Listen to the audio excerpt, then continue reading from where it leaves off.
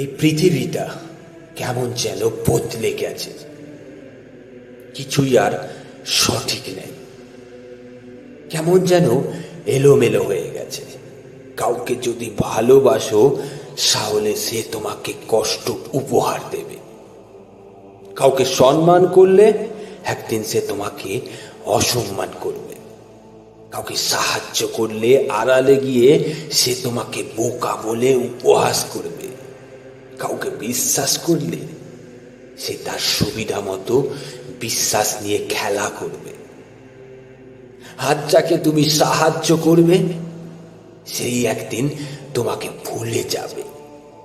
এখন সবাই নিজের স্বার্থের কথা আগে ভাবে।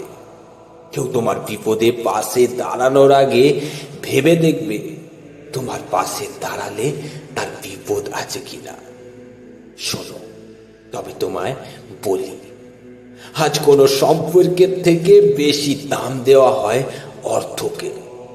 তোমার কাছে অর্থ আছে তো সব আছে, আর অর্থ নেই তো কিছুই নেই। আজ সম্পত্তির লাভের কাছে বিবেক হার মেনে যায়। আজ ক্ষমতার লাভের জন্য মনুষ্যত্বকে মেরে ফেলা হয়। এই বিষাক্ত সমাজে সত্যিকারের মানুষগুলোকে আর খুঁজে পাওয়া যায় না। হ্যাঁ, এই বিষাক্ত সমাজে সত্যিকারের মানুষগুলোকে আর খুঁজে পাওয়া যায় না। আসলে কি বলতো, তুমি যখন কাউকে খুব বেশি গুরুত্ব দেবে সে ভাববে তুমি সব সময় তার অপেক্ষায় থাকো। ঠিক তখন থেকেই সে তোমাকে সস্তা ভাববে, অবহেলা করবে।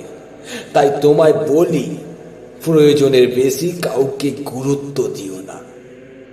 এই সবের তোয়াক্কা না করে যদি তুমি জীবনে বড় কিছু করে ফেলো, অনেক ধন সম্পত্তির অধিকারী হয়ে যাও, তবে সমাজের সেই লোকগুলোই তোমাকে নিয়ে তোমার আড়ালে সমালোচনা করবে, তোমায় নিয়ে খারাপ মন্তব্য করবে, আর বলবে নিশ্চয়ই তোমার ধন সম্পত্তি আর এত অর্থের পেছনে 2 নম্বরই কোনো বিষয় বা ঘটনা লুকিয়ে আছে।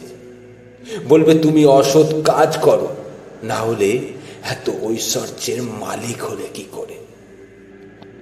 শোনো সোনা ভাইটি আমার, শোনো সোনা বোনটি আমার, তুমি এটা নিশ্চয়ই বুঝতে পেরেছ।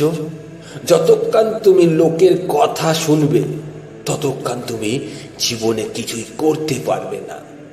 তুমি ডিমোটিভেট হয়ে পড়বে, আর আস্তে আস্তে তোমার কনফিডেন্স লেভেল 0 হয়ে আসবে। হ্যাঁ, আস্তে আস্তে তোমার কনফিডেন্স লেভেল 0 হয়ে থাকবে, আর সফলতা তোমার থেকে মুখ ফিরিয়ে নেবে। ওইসব মানুষ আর সমাজের লোকগুলোর কথা চিন্তা করলে তুমি তোমার জীবনের লক্ষ্যগুলো কখনোই পূরণ করতে পারবে না। তাই এইসব লোকগুলোর কথা আর সমালোচনা থেকে বেরিয়ে এসে তুমি নিজস্ব একটা পরিবেশ তৈরি করো, যেখানে শুধু তোমার কথা চলবে। তুমি হবে তোমার বস, সেখানে তুমি তোমাকেই চালনা করবে। তুমি তোমাকে কোনো কাজ করতে বাধা দেবে না, আর সেগুলো সবই হবে পজিটিভ। ওরা তোমাকে নিয়ে ঠাট্টা করুক, তোমাকে নিয়ে হাসুক, তোমাকে আঘাত করুক, অবজ্ঞা করুক, তাতে কিছুই হবে না। কিন্তু তারা যেন তোমাকে থামাতে না পারে। মনে রেখো, প্রত্যেকের জীবনে একটা গল্প আছে।